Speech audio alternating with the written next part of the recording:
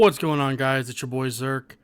Trying out this video format with OBS. Let me know how you guys like it.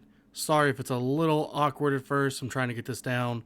Trying to get, there's no countdown anymore, so trying to get it lined up. Gonna make an intro to go in here, so it's probably not gonna be very smooth. I don't know how to video edit at all. But I wanted to add a visual aspect to this pod with the trade stuff going down, all the talks we've been having, the recent trade between Mike and Kate and all that stuff. I think it's just important to talk about. It's a fun part of the game that I think a lot of people are missing out on due to being nervous or unsure, or, sometimes you get one too many quote unquote, bad offers sent your way and you're just kind of done with the whole idea of it. I felt the way in the past. One of the things that actually helped me and broke me with trading in redraft is playing Dynasty. Because in Dynasty, if you make a bad trade, you're stuck with that trade for years. Any bad decision, any bad trade, at the end of the year in redraft, it's a whiteboard. Everything is wiped clean. I have made plenty of mistakes in Dynasty many years ago. My first year in Dynasty was the year that Clyde Edwards-Helaire and Jonathan Taylor were coming out in the same draft. And I was in a couple leagues with the first overall pick. And with every single pick, I took Clyde Edwards-Helaire, trusting the landing spot over the talent. And it took those teams quite a while to come back from it.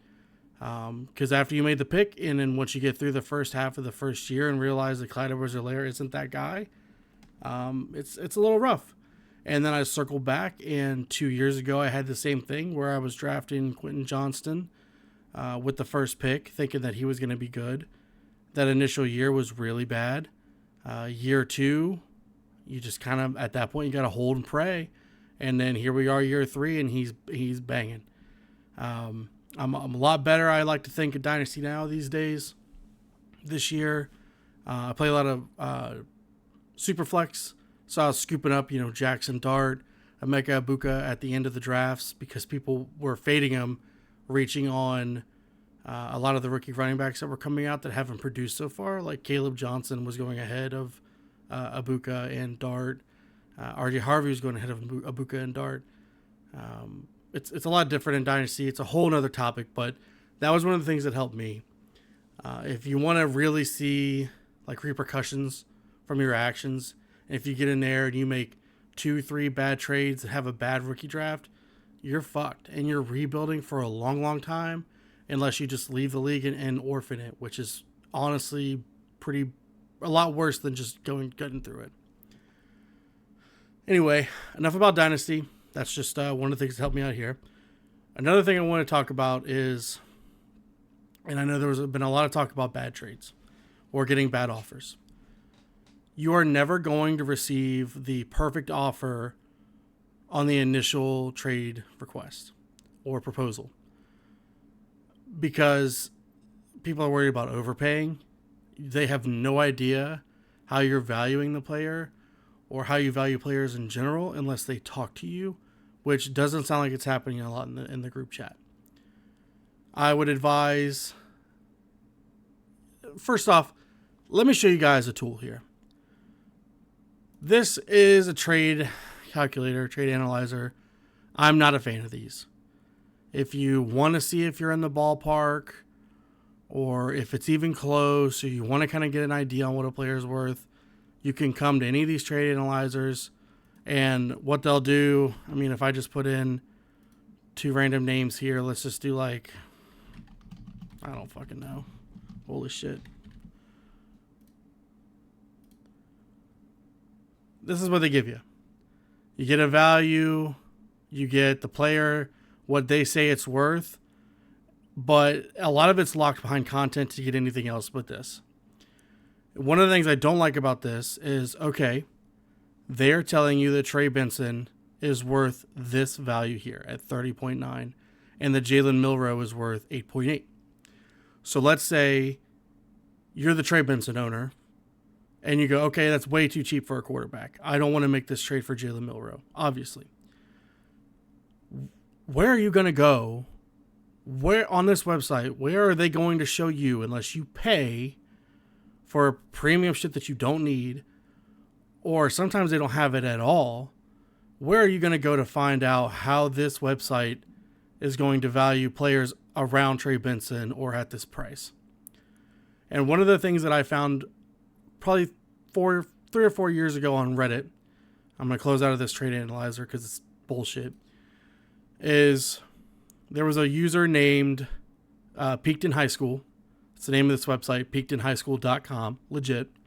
And what he did is he had his own little algorithm that he put together that spit out a value, a trade value, which is here on the left. So this is telling you right here, Bijan Robinson's trade value is 75, according to this chart here. If you find another chart, it might be different, the way that they weight players, the way that they're valued. You want to make sure when you're on the site, if you do come to check this out, that you're on the right page. When you start at the top here, when you come in, I believe, just like in the old Reddit days, that he uploads these on his website on Wednesday. But when you're scrolling down, like this is the non-PPR trade value chart for week 6. And then you go to half right here. And then the full point is at the bottom, which is what we play. Full PPR, 1 quarterback.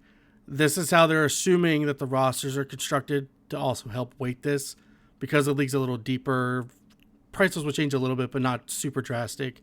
We're 4-point passing touchdown, we're full point PPR, and we don't fuck with defensive kickers. So you can just axe that out. So when you're looking at this, this is exactly what you're wanting out of a trade calculator when you put those in to figure out what's going to help you fill the gap. Or if I'm looking for, let's say I own Devontae Adams and I need a running back. This is telling you Bucky Irving's close, Derrick Henry's close, Quinshon Judkins is close, Breece Hall is close, and depending on situation, you could probably get Javonte Williams if it's a decent week, or maybe you talk to the guy. It's pretty damn close. We're talking 40 to 45 in value here. Well, let's say you wanted to trade Devontae Adams for Josh Jacobs, and he's at a 54.5. One of the things you can use this chart for is, okay, what's the difference there? It's about 15.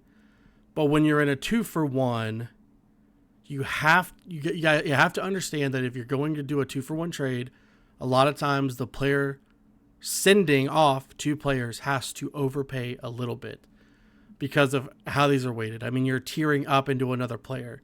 So adding a player worth exactly 15, like a Jordan Addison and a Devontae Adams, that's right on the money for what we're going to get out of Josh Jacobs. It's 55. When you add those 2 up. But the Josh Jacobs owner is probably not going to bite that. You're probably going to have to pay more like 60. So you take Devontae Adams at 40, come down here, find some kind of overpay that you have here. So like a Ladd McConkey and a Devontae Adams for a Josh Jacobs seems pretty fair. And you can tell right off the bat if you like this sheet, if you're looking at some of the comps here. So they're saying, let's look down here, that, Brock Bowers is worth about 25 right now, 24.5. He's right here in the Kenneth Walker, A.J. Brown, Zay Flowers, Debo, Jalen Waddle, Marvin Harrison Jr., all interchangeable. Now, you might sit there and think to yourself, oh, I'd rather have Debo over Brock Bowers, or I'd rather have Kenneth Walker over Brock Bowers. Depending on your team comp, probably. But, that's what you have to take into account on your own. Another thing I want to point out here is the trend column on the right side of the player name. What this is replicating is if a player is moving up or down the ranks. So we have Bijan Robinson moved up 1 to kind of spearhead being the most valuable asset in fantasy, with Puka being 2nd, CMC, Jonathan Taylor, Amon-Ra, whatnot. A lot of times you don't see big jumps unless there's like an injury, or if they get over, they might drop a little bit here. Like Nico Collins might be going down because they have a tough strength of schedule the next 2 or 3 weeks. And this is weighing in all of that. Bucky Irving has gone down almost 10 because of injury. Amari and Hampton went down 22 points. So if you wanted to buy Amari and Hampton right now, you could buy him at his injury price of 22.5.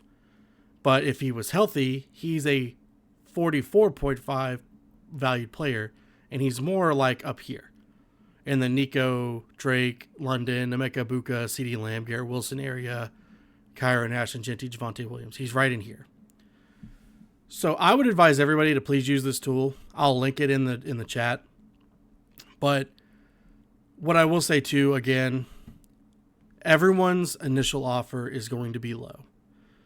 And don't take that as a slap in the face or something that you can't work with.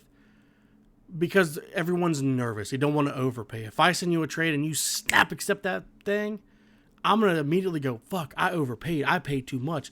What did I do wrong to make him go, holy fuck, that was a great trade? When you send a trade offer and you feel uneasy or you feel a little like unsure on it, it probably means you're sending a fair trade because you're giving up a good value asset to get something back.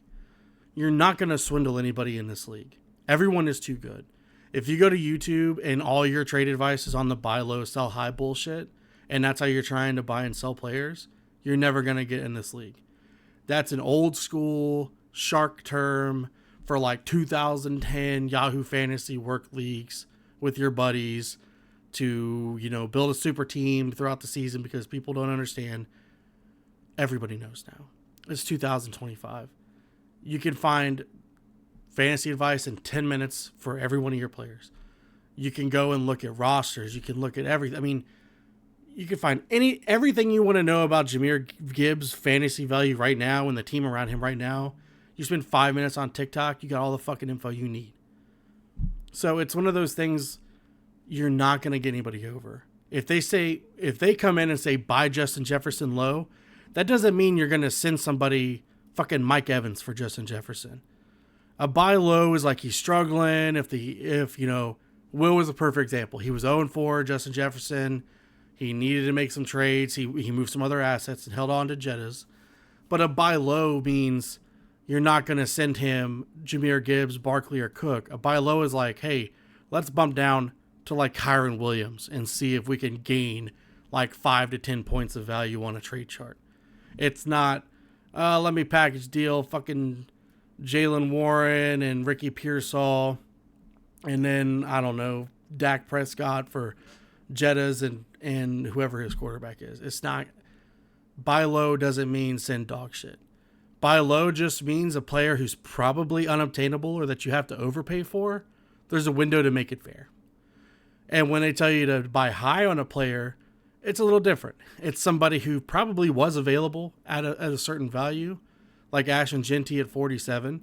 If we're calling him a buy high, it just means you're probably paying like Ramadunze price instead of what you were paying earlier before.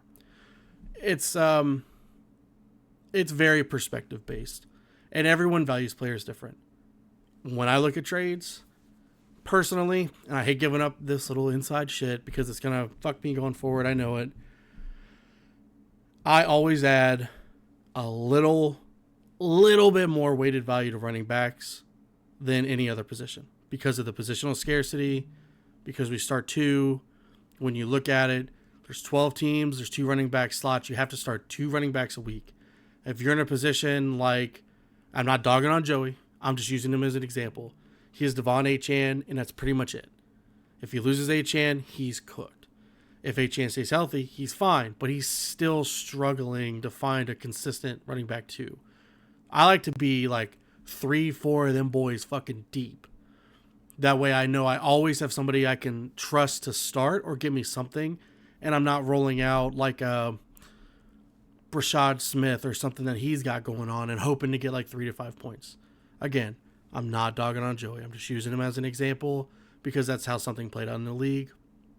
Some other people have had injury issues. I know Will had to play like Michael Carter this last week because his running backs are thin, and we're losing a lot of them this year, which is why I think you're seeing a big bump in like Javonte Williams plus 10, Ashton Jeanty plus 10, Kyron Williams plus 11.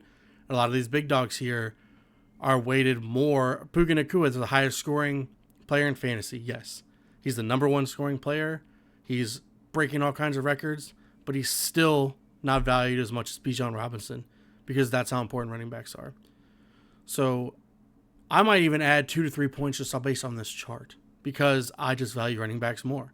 If you're coming at me on a Cam Scatterboo for Titaroa McMillan, I'm not going to straight up swap that. I'm going to want like a George Pickens for Cam Scatterboo, just because of the trade value and how I perceive my players. Someone like Joey, who hasn't given a shit about running backs in 3 years, you might be able to go down and get a deal. You know, he might value running backs less, making it harder for him to trade, or easier depending on the situation. But this is something I want to point out. Another thing I want to point out is you're never in a position where you can't go make a trade. Sam at 5-0, team looks great. He can always buy players. He should be looking to flip, like if he has somebody that catches fire on his flex spot. Let's just go look at Sam's team real fast.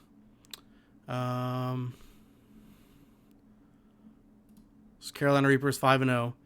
Let's look at his flex here. Amari DeMarcado. He's got a somewhat starting running back here, or Juwan Johnson, while he's got Jake Ferguson.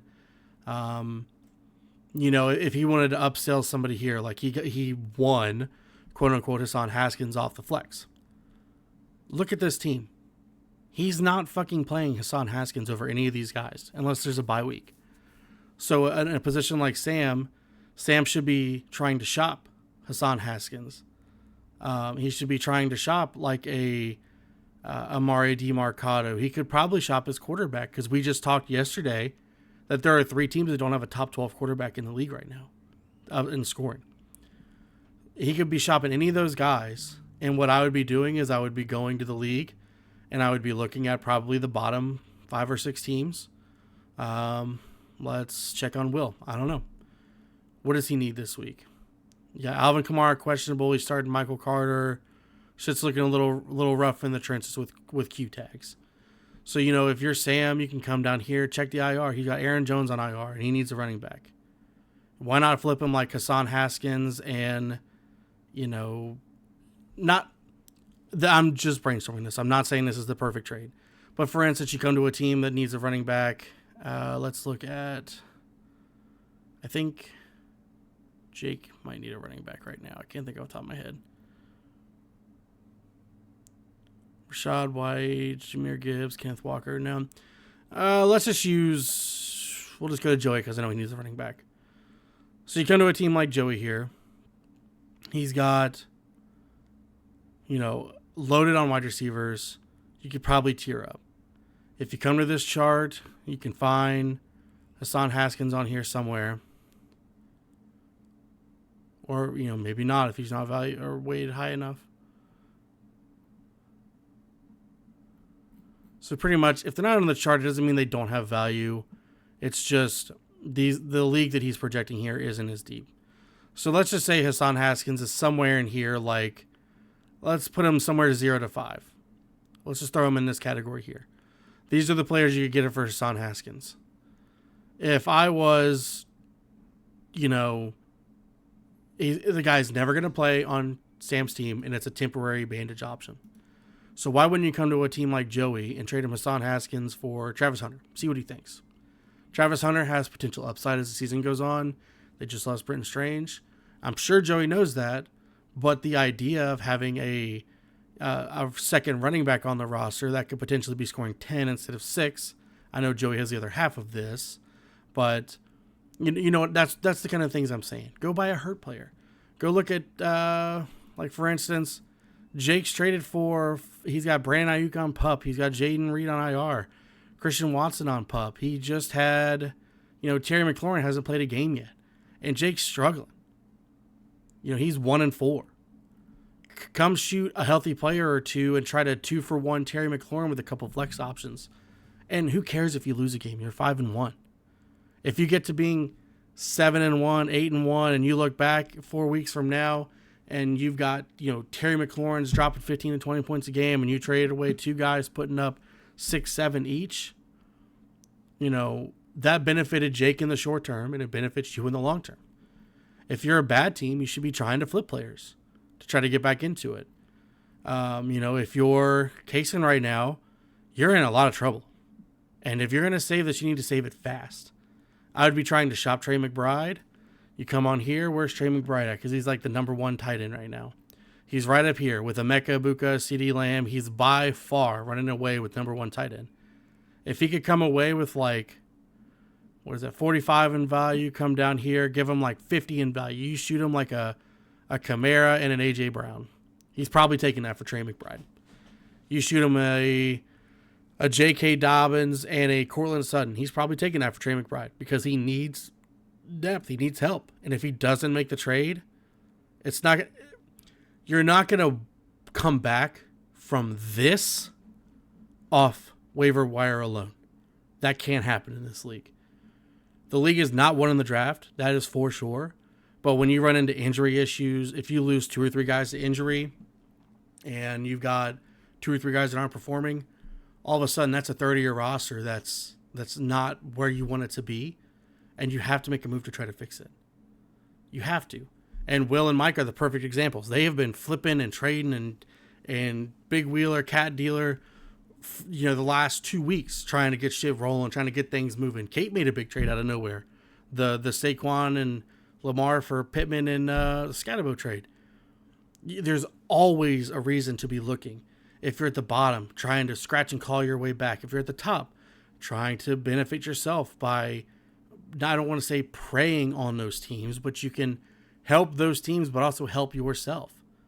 If you're at the top and you need a running back and you're looking at a guy like me at 3-2 with an injured Amari and Hampton, and I'm thin at running back in a position that I like to be deep at, come get Hampton. They've already said he's going to come back in 4 weeks. If I drop 2 in a row and I go 3-4 and I'm on, potentially could be going 3-6 before I see Hampton again.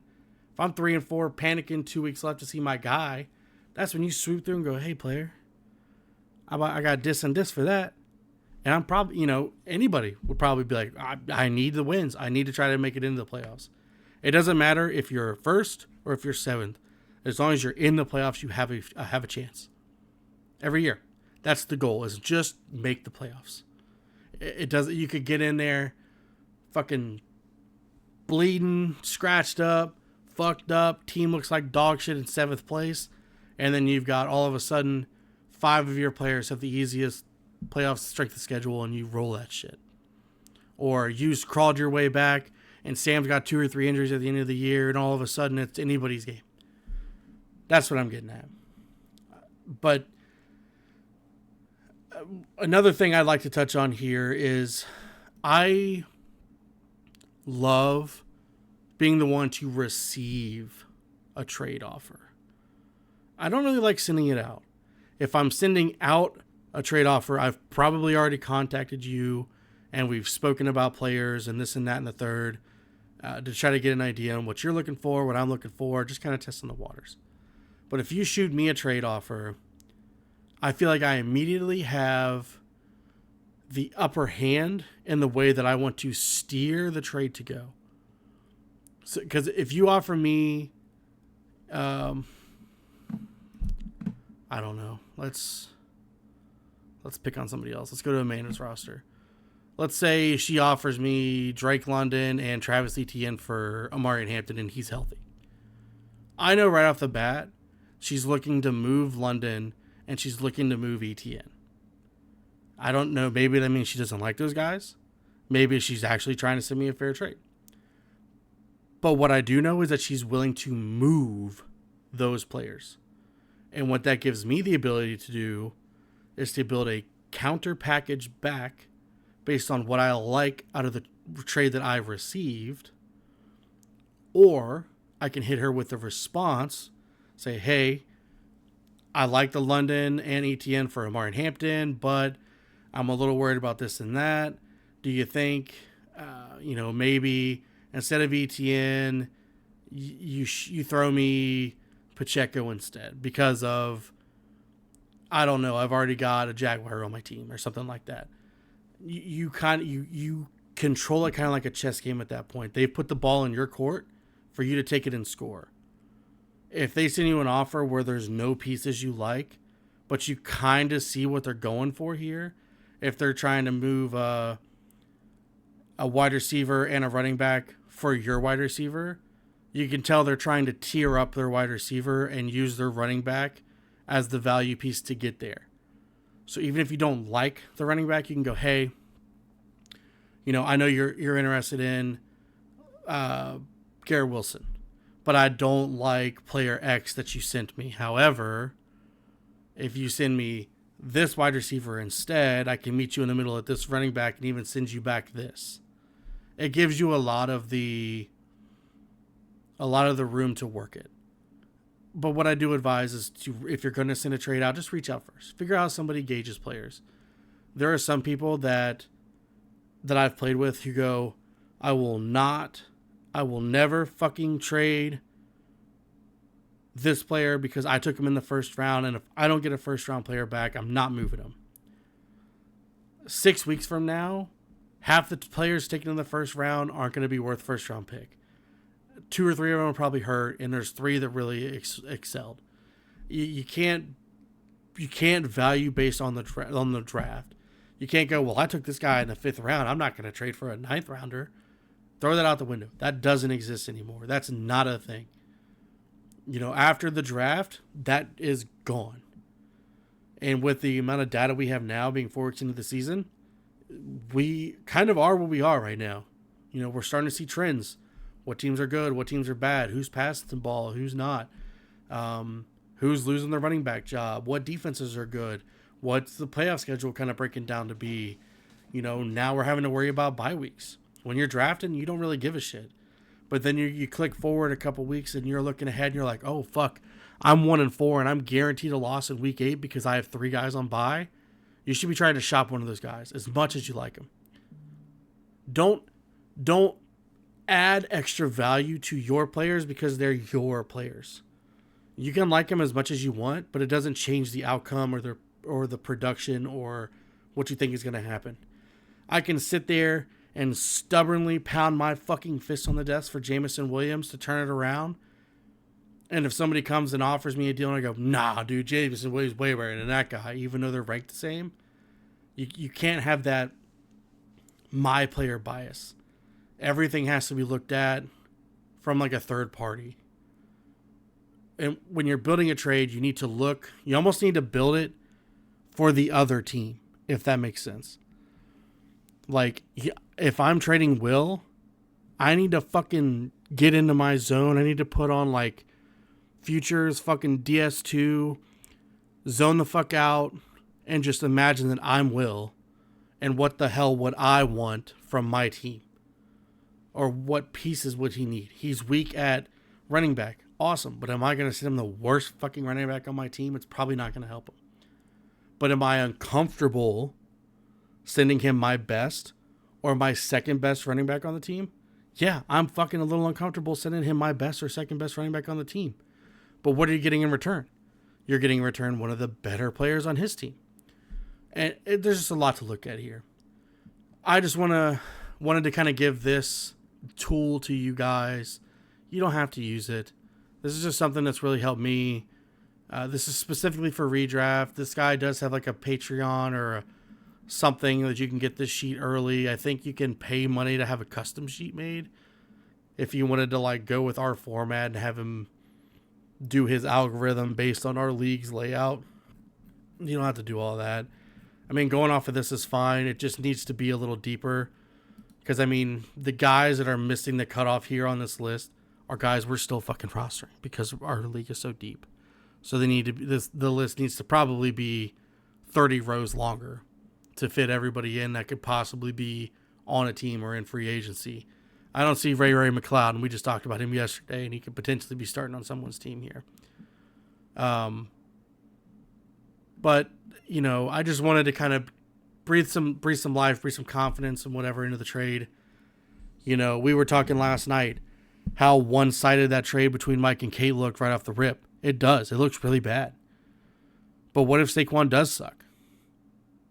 What if A.J. Brown and Devonta Smith have been squeaky wheeling to the point where they have to be fed, and this becomes a pass-first team to just try to keep them together to make it to the playoffs?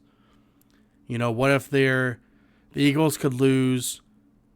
They could lose they could scrap the Eagles. Let's talk about Baltimore. Baltimore was a great team coming into the year, but 66% of their defense is hurt. I mean, like 7 of 11 defensive starters are gone, and now all of a sudden they can't stop the ball, and that's directly impacted Derrick Henry. All of a sudden we're getting single-digit Derrick Henry games because he's not a third down pass-catching back. They don't play him when they're playing from behind, and they were not projected to play from behind a lot, but it sure fucking happened quick. Things like that happen, and then all of a sudden the value on the team switches a little bit. You lose some value in Derrick Henry because now all of a sudden they're passing more, and Zay Flowers is gaining value. Halfway through the season, if the defense gets healthy, pendulum could swing back the other way. But, there's so many outside factors. You look at Jamar Chase, Chase Brown, T. Higgins, Noah Fant, Mike Gesicki, Andre Yoshivas. All those guys took such a huge hit with Joe Burrow getting hurt. And it's not even a direct injury to them. But they lost value. They lost production. They're losing the fantasy season because of an injury that was outside of them, and that sucks. Being very, very blunt, one of the things I keep hearing over and over and over again is how the Chargers are falling apart. As an Amarian Hampton owner, they've lost both their tackles. Their O-line continues to get slaughtered. They had an easy game this last week. I think it was who the hell were they playing? Fuck. I think it was Washington. And Washington was in that backfield all game long, just putting pressure on Herbert. He can't throw the ball. They can't run the ball. They don't have a good O-line. Their defense, all of a sudden, if your offense isn't moving the ball and it's 3 and out, you can only stop a team so long before you're gassed. It's just, there's a lot of different factors and moving parts. This trade could look very different. We could get to the end of the year and Cam Scatterbo might straight up outscore Saquon Barkley. Or, 4 weeks from now, Saquon Barkley could be back on the 100-plus yard game, 2 touchdowns a game type deal. There's also the added Lamar Jackson element. If he comes back and he's healthy and all of a sudden she's got a wide, top 6 running back, top 3 quarterback, it's a problem. But what if Lamar's not healthy? What if she gave up extra value because Lamar isn't going to come back? I mean, you're taking a chance. You could swindle the fuck out of somebody. Somebody could trade Tony Pollard for CeeDee Lamb right now in a league. And tomorrow, the guy that got CeeDee Lamb could blow his Achilles and now he lost everything. You don't know. You never know. And that's what's so fun with trading is it's a gamble every time. And the only thing you can do with a gamble is hedge your bets.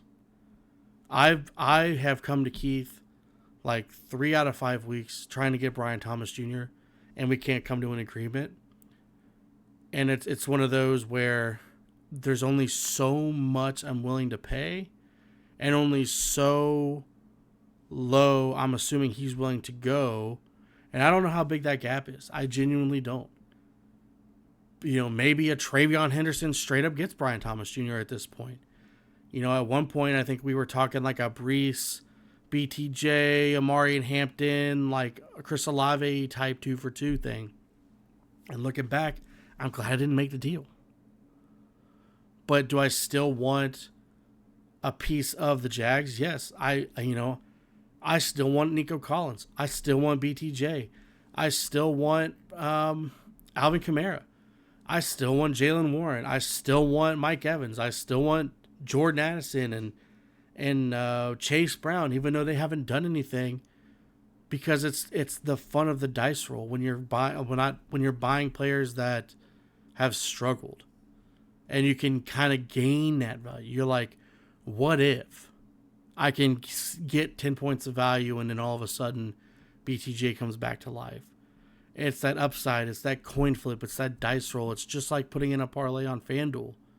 You're betting on BTJ instead of red. You're betting on David Montgomery instead of black. You're You're hitting on 14 at a blackjack table when you're trying to get Marvin Harrison Jr. for whatever you're willing to give up, because he's been up and down. Do you think he gets it right? A lot of times, sometimes a coaching change can really turn a team around. But that's just, some of the stuff I want to talk about here. I don't want to drag this on too long. I wanted this to be a little more formal, but to be honest, OBS has been really fucked up. Feeling real awkward about like not moving this or displaying enough information or having enough going on. Let me get some feedback. I would like to do this format going forward with like the recaps, being able to come in here and, looking at the matchups, going back through kind of visualizing what happened in these games with you guys when I'm pointing players out and whatnot. I definitely feel like changing the color of my cursor to like red with this fucking awful white background here. I don't know if this has night mode. I'm usually using this on my phone, but just something to help follow along as well. But give me an idea on what you guys like to see. This is your guys' pod. I'm just doing it.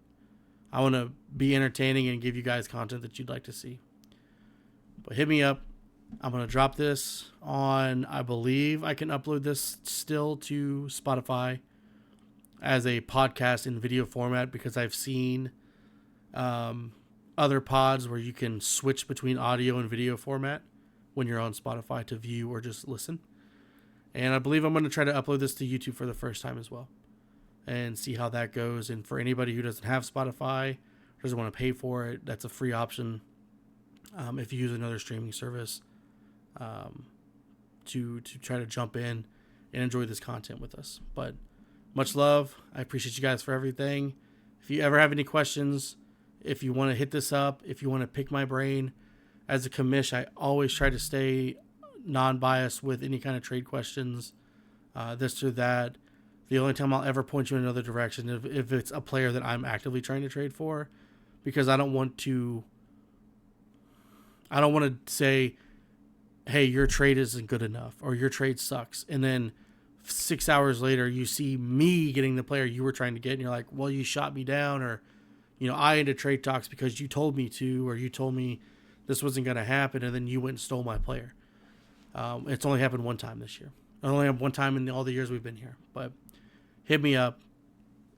Anything you take away from this, don't be offended by initial offers. Hit somebody up. Go, hey, it was a little too low. Or, hey, I see you want to move on from this guy. I'm willing to make a deal for this, but you'd have to come up to this on me. If everyone kind of uses the trade value chart and then tweaks it a little bit, I think more trades would come through. If we're on kind of like an even playing ground as far as value goes. I'm still going to value my running backs a little higher. You might value tight end a little higher, or however you like to do it with your positional scarcity. Joey likes to rank wide receivers a little higher. But this gives you an idea to really look through and gauge where these trade calculators aren't telling you. They're giving you, Ashton Genty's worth 47.5. You're overpaying for Devontae Adams. Well, okay, what the fuck is a fair trade for Ashton Genty then? And now you can go in here and you can kind of see, Genty for Collins is a pretty good one-for-one swap. Genty for Garrett Wilson, Genty for London, Genty for Adunze. You swap any of these 6 guys out right here, it's pretty fucking fair. And depending on team comp, is what it is. I do one little last nugget of information before I go. If you're ever in a 2-for-1 trade and you're on the side getting one player, just ask for like the worst player on their roster as a kickback, because whoever they're going to drop is going to be better than who's on the waiver wire, and they're going to have to drop him anyway. That's why this player was rostered, because they're probably better than who's on the wire, and it gives you first dibs as opposed to having to fight on the wire for it. So even if you are like, well, I don't give a shit about that guy, I wanted Bucky Irving, go ahead and get like a, Harold Fannin as a throw-in. Because as soon as he hits the wire, there's probably going to be 2 or 3 guys going, oh, fuck, Harold Fannon's available. I'm going to put a bid in on him. And you can get first dibs, and then it just gives you another trade piece. But that's for all I got, guys. Thank you so much for everything. Much love. I'm going to drop this link in the chat. Have a great day. Hit me up.